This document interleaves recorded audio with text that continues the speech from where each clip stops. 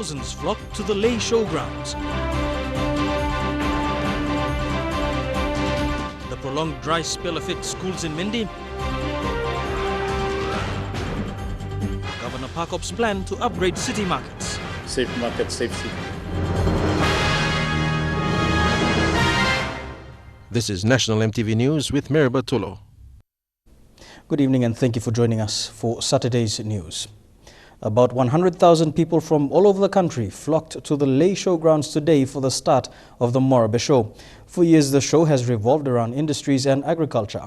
Bethany Harriman reports from Leh. People began pouring into the Leh showground at about 9 a.m.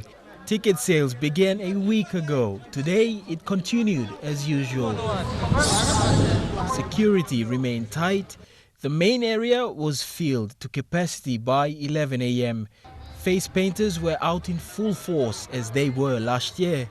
The day began with rodeo and motorcycle displays. It's not only within Morobe, but Antaplo Highlands too, Manos Province too, come here. Looking Morobe so, looking kind of displays where all business houses are put in. But okay, first day we wake up, we go tomorrow already.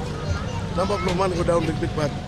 Usually on the first day, the Morobe show isn't as colorful compared to the Mount Hagen or Goroka shows, where culture displays form the core of the activities. This is an agricultural show. Its primary focus for years has been large and small industries and of course agriculture. Food security in recent years has become an important part of the show, with the headquarters of the National Agriculture Research Institute playing a pivotal role in awareness. Behind me, tens of thousands of people from Mendi, the Highlands region and the Morobe Province have come in to witness the Morobe Show. It's an annual event that attracts people from all walks of life to come together as a Leh community and participate. Bethany Harriman, National EMTV News, Leh. Papua New Guinea's potential to develop a large-scale spice industry was again highlighted at the start of the Morobe Show today. Spice producers have been working for years with little government incentive, but the potential for PNG to rake in large export revenues has not been fully exploited. Scott Wide reports from Leh. Ramu Sugar and Spice is a small company that operates in Leh. No large offices, no fancy infrastructure, just a handful of people who work with growers to produce spices for the local market. The only company that we patron was Aligolem, I think, Prima Calgans. Several years ago, company founder Paul Kundia found out about the medicinal properties of cinnamon, the commonly found skindiwai. He began producing cinnamon powder for sale, both as a herbal medicine and as a spice. Same time, we help him promote more local growers to encourage more planning can begin as Salem Ramu spice. Many of the spices that are currently imported can be grown in Papua New Guinea. For instance, turmeric powder, an important ingredient in food coloring and Asian food dishes. It is a plant found almost everywhere in Papua New Guinea. As a spice producer, Paul Kundia says there needs to be more government support to develop this industry. You know, good blood kind of you mean potimola import spice coming to Papua New Guinea, you may salim na same time money Papua New Guinea. You go out long and mea overseas na kind of same. You know, benefit it must go back law.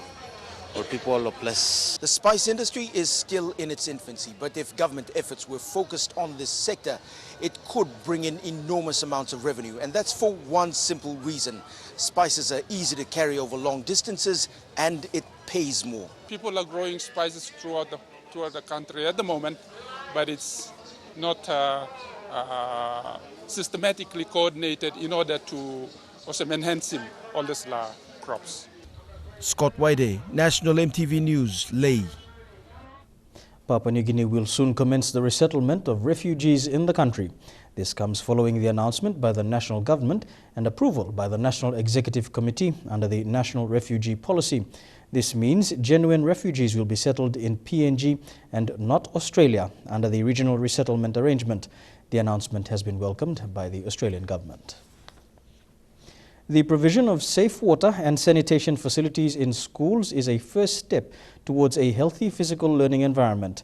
This was the take-home message at the opening of a sanitation project at the Nuwok Adventist Primary School in Manos Province.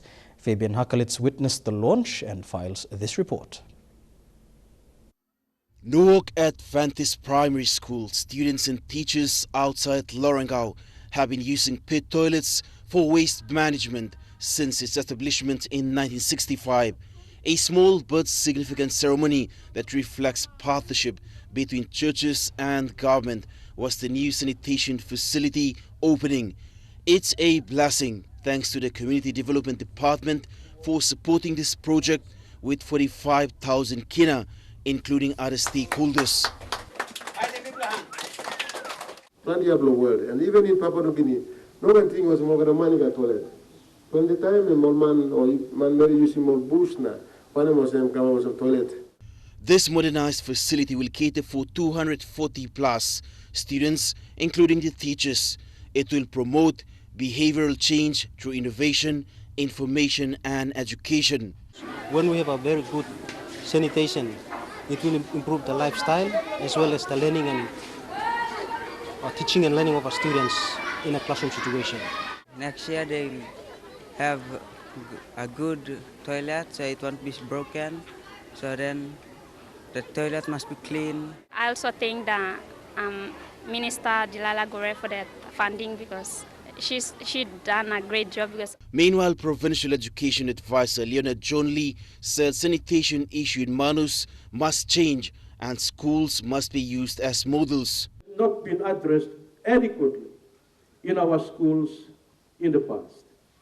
I'd like to see a change of this. Proper water and sanitation are two critical components of health that seriously needs to be addressed whether in schools or at homes in Papua New Guinea. This is to promote a healthy living, starting with family units for a healthy Papua New Guinea. In Manos Province, Fabian Hakalitz, National EMTV News. You're watching National EMTV News. Ahead in the news, schools in Manos coping during the dry spell while it's half day in class for schools in Mendi, Southern Highlands Province.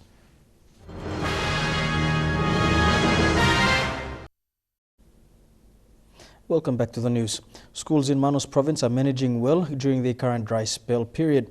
Provincial Education Advisor Leonard John Lee says classes have continued with no major incidents reported to the Provincial Education Office.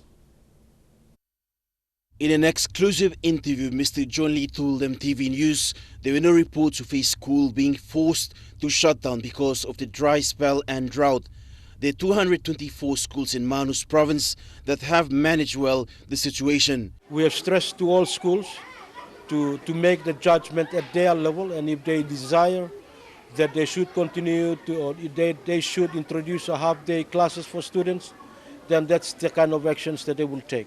At this very challenging time, the Manos Provincial Education Office has granted permission upon schools' request for half-day classes. People have become resilient over the years. It's not the first time it's happened many times before. And I think people are beginning to adapt to the situation a little better. A 20-minute drive from Momote Airport is Naringil Primary School that is also facing the similar problem. Head teacher Maureen Jumogot told EMTV News water and tanks have been reserved only for drinking. Fabian Hakalitz, National EMTV News. Decreasing water levels in schools in Southern Highlands Province is posing a threat to the operations of the schools. This has forced schools to operate for half a day. But despite the threat, students continue to attend classes while teachers call on authorities to help. It's nearly 5 months since frost and drought affected the people of Southern Highlands. Right in the heart of the capital, Mendi, schools are now struggling to keep students in class as water tanks run dry. Playing fields are dusty and students have opted to provide their own water.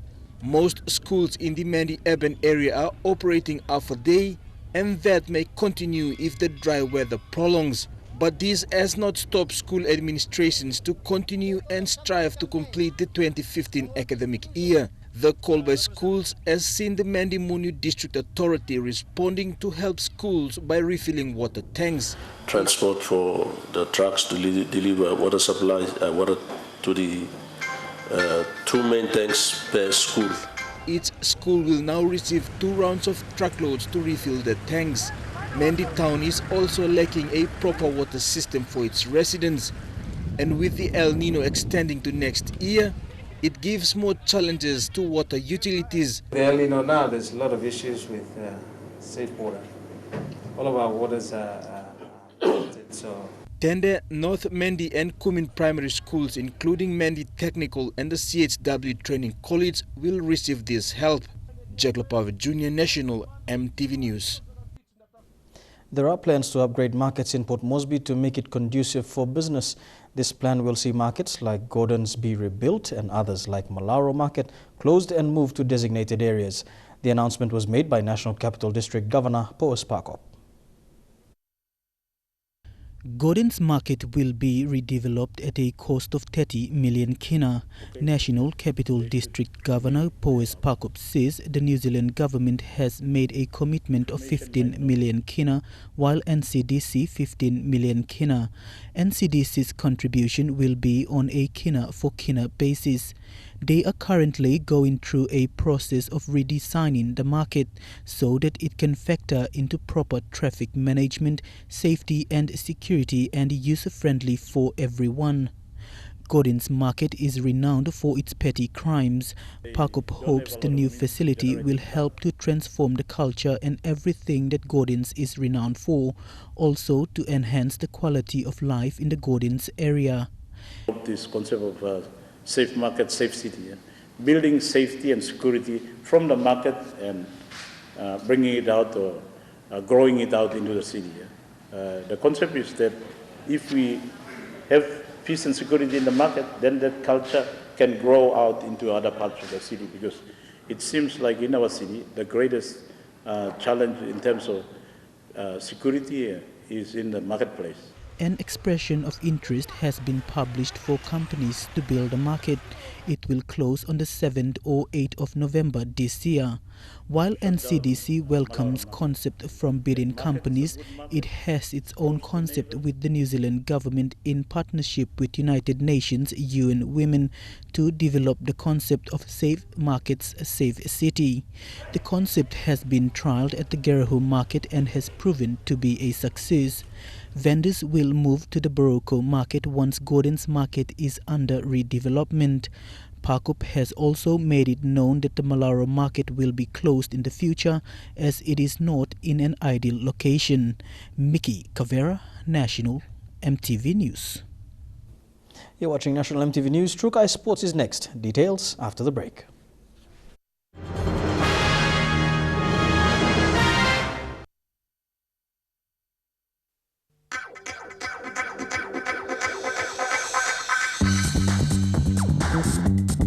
Trukai Sports.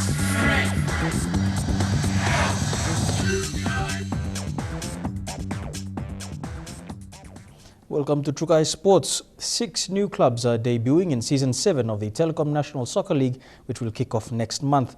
While Hekari United has recruited both local and international players, Lay City has yet to announce a new squad, with Raymond Gunemba and Nigel Dabinyaba most likely to continue. Newcomers PKA Rapatona and Irma FC have sounded warnings to be competitive when the season gets underway. Only 2 clubs in the competition's 11-year history have won the league. Hekari have dominated for almost a decade before a crushing defeat to Medang in the semi-finals, and new champion Lay City Dwellers emerging in last season. But many other clubs have struggled. Oro FC, who had so much promise, lasted for 2 seasons, and while Besta have remained competitive, have failed to impress come the finals. This season, half of the franchise teams have either returned back to the fold or are on the verge of debuting. The new faces PS Huawei FC, PKA Rapatona, Goroka FC, Gigira Laitepo, Morobe FC, and Erema FC. Earlier, NSL chairman Isaac Lupari had raised the concern of financial stability being a major criteria for clubs to fulfill before the new season. And with the new licensing system in place, clubs are now more than ever required to raise their level of management and professionalism, both on and off the pitch. Debate had been raging on social media over the proposed new 2-tier format, but the argument by Lupari seems substantiated. the new season of National Soccer League holds promise, whether it will deliver or not. Shane Saroya, National EMTV Sports. The Lolo Vulai Aussie Rules pre-season is set to begin in Hoskins LLG of West New Britain Province. The tournament was launched at Malalia village recently with a friendly game. Former AFL stars took to the field in a move to revive the code in the Nakanai area. 8 teams will be taking part in the off-season competition. The tournament is expected to end with the finals being played in December. Grab it with 2 hands and start thinking about yourself playing in Australia in 5 years' time or maybe tomorrow. Have that kind dream. And that ends Trukai Sports. The weather details up next. Stay with us. Trukai Sports.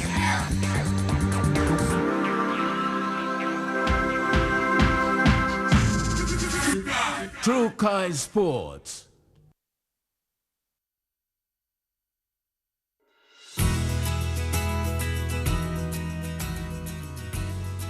Taking a look at the weather forecast for the next 24 hours. First of all, in the southern region, Port Moresby, dry although cloudy at times. Daru, fine and dry, and mostly fine in Kerma and Popadeta. To the Momase region, Ley and Medang, mostly fine and dry in Wewak, and fine although cloudy at times for Vanimo. To the New Guinea Islands region, fine and dry for Lorengau and all other centres, possible brief evening showers.